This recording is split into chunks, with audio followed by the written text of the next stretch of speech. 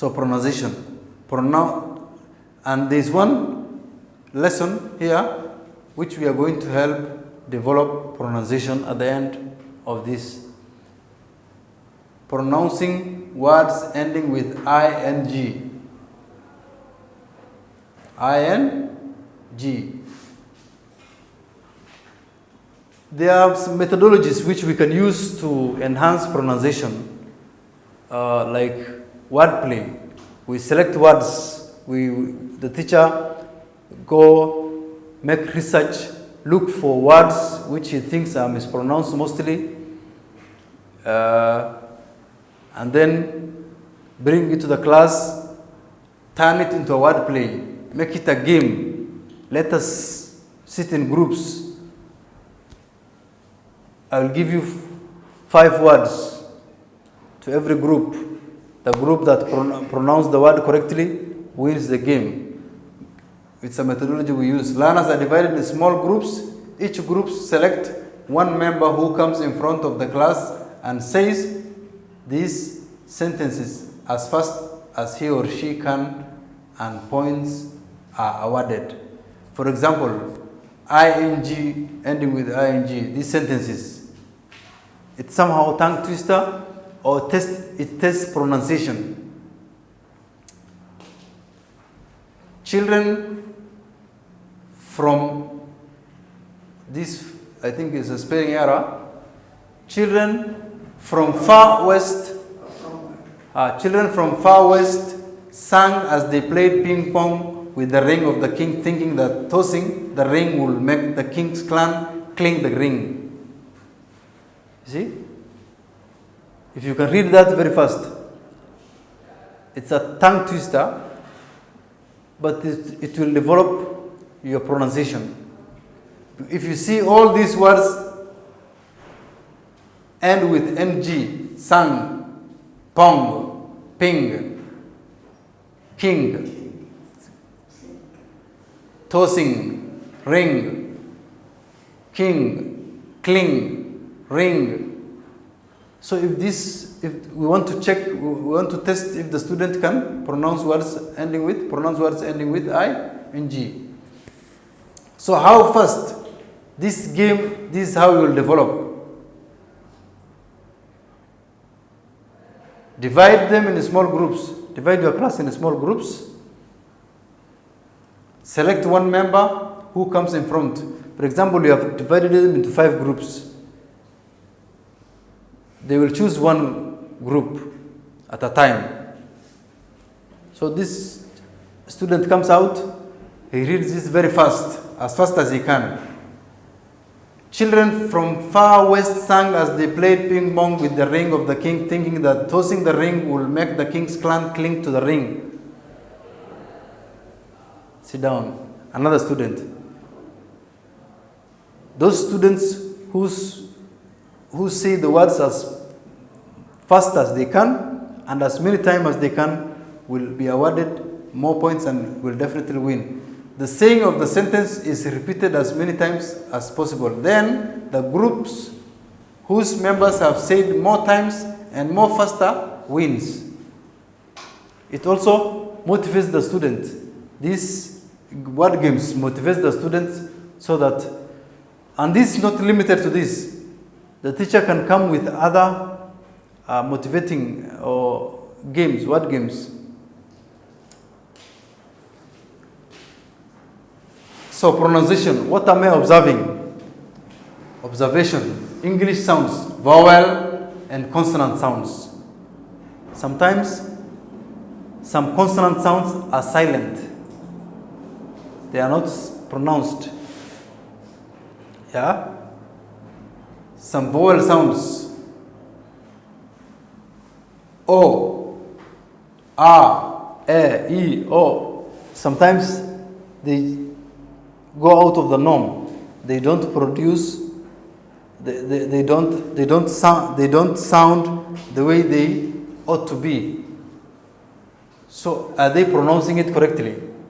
It's for you, the teacher, to observe. Distinction between English sounds and mother tongue. you have to distinguish. Is the student, you know, there's mother tongue influence.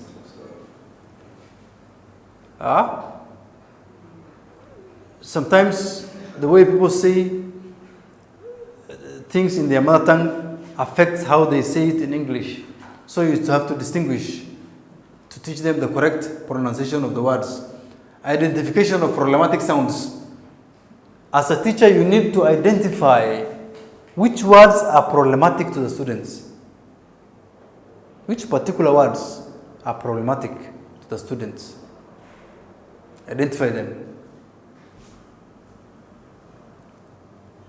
Then, mastery of problematic sounds in meaningful context, e.g., make this student master this problematic word not by heart, not by memorizing, but in a contextual way. By using it in a sentence, by understanding how he reads, using it in his day-to-day English language. Through use of tongue twisters, pronunciation, you can also develop pronunciation through use of tongue twisters. Like, for example, come with tongue twisters. I can tie a tie. If I can tie a tie, why can't you tie a tie like I can tie a tie? For example, you know, tie. That tongue twister to develop pronunciation in a meaningful context through tongue twisters. Proverbs. You can use proverbs to enhance pronunciation because proverbs have musicality. They entertain the students. Yeah? Some proverbs are somehow difficult to say by some students. For example, if you give an example, 2 heads are better than 1. 2 heads are better than 1. A bird in hand is worth 2 in the bush. Proverbs. Look for proverbs. There are Somali proverbs, which you can turn them into English, you know, to help develop pronunciation. Puns. Puns is a genre of language practice, literature, oral literature, especially oral literature. Pun simply means play of words. You can use puns to develop pronunciation. Puns are words, play of words that have musicality. They, like, for example, if I say, some people are wise, others are otherwise. Yeah? Some people are wise, others are otherwise. Some people are wise, others are not wise. I've not said that. Some people are wise, others are otherwise. Now this help pronunciation. It is giving a message. It has musicality. It has a message. It's carrying a message, and at the same time enhancing pronunciation. Some people are wise, others are otherwise. See, others, otherwise, wise. That alliterating sound, which creates musicality and also enhance pronunciation. Puns and poems. You can use poems to enhance pronunciation because poems use words economically. And repetition, there's repetition of words. So when you're reading a poem and you identify problematic sounds, telling the student to read and understand in context, it also helps develop pronunciation skills. Then written exercise. This one, I think, is for writing. Writing.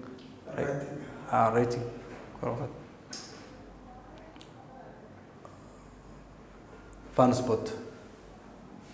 This fun spot, there's a book. In the book, this unit, there's a segment of a fun spot.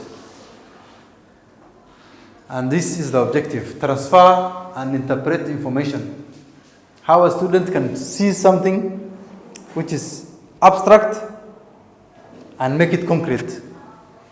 Just an information, you have read, either you have seen it, which is abstract, and then you make it concrete. Methodology discussion. Before attempting to writing task, let learners discuss about the character. Because this fun spot, there is a writing segment related with it. There will be a writing exercise before, after the fun spot. Let learners discuss about the characters in the fun spot, reading segment, and talk about the mistake made by the employee and the employers. This man in the text, in the fun spot, is an employee. During the working hours, he want to go and trim his hair. He want to go and shorten his hair. Then he comes to the boss and asks him, the boss meets him on his way out and asks him, where are you going? Sir, I want to go and cut my hair. I want to trim my hair. It has grown long. Then the boss somehow is annoyed. On a working hour, how come you are going right now to go and trim your hair? This working hour. Then the man says, but it has grown it here in my workplace. You know, it creates humor. To create humor and make it laugh, the student will be entertained. They will get motivated. They will again study the characters. Who is polite? Is it fair for someone who is employed to do to work, to go and trim his hair in a working time? Is the student to reason out? Let them discuss the characters. Talk about the mistake made by the employee. What mistake has he done to go and cut his hair? Is it right? Is it wrong? Let them discuss. And the employers reprimand. And when the employers reprimand him, when he shouts at him, is it fair? Again, let them discuss.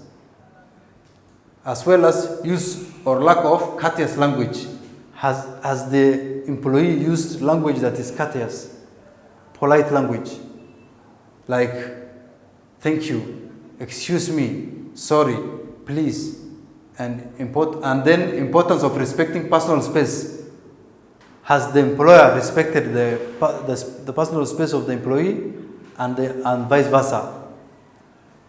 Okay. Then writing. Now the writing segment. This is the objective. Copy and complete blank form. In writing, the curriculum, we are not only teaching students how to write essays, compositions, we are also teaching them other skills required in their outside world, like filling forms, job applications, and so many things. So here, this one objective, copy and complete blank form. This is another one, make dialogue about visiting Bakara market, but this one is for unit 6, which we are going to discuss in the next session. Now this writing segment objective here gives practically filling forms. Issue form. It could be a punk slip. Bring it to the classroom. Give the students. Let them fill.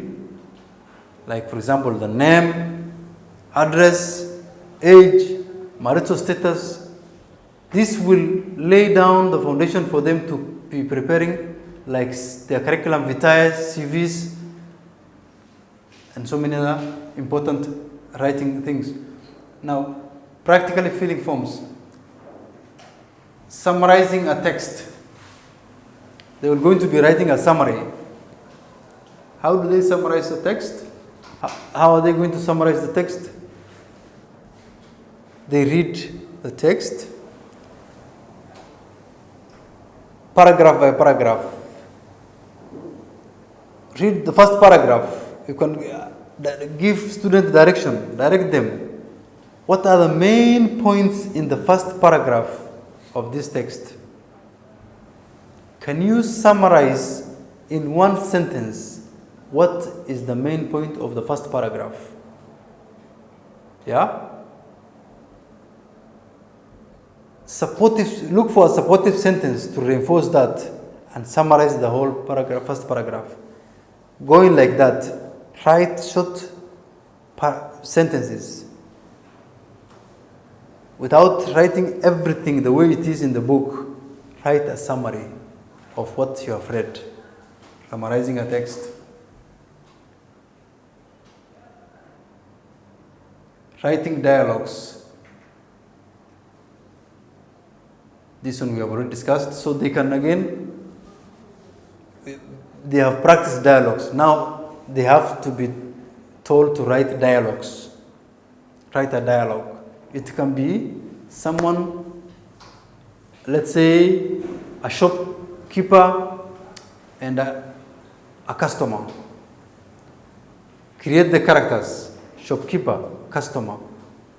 What have they discussed? Create a dialogue, any dialogue of their choice. Allow learners to, in pairs, practice the dialogue. Let them again practice the dialogue. kala mirtay ee macnaysay ma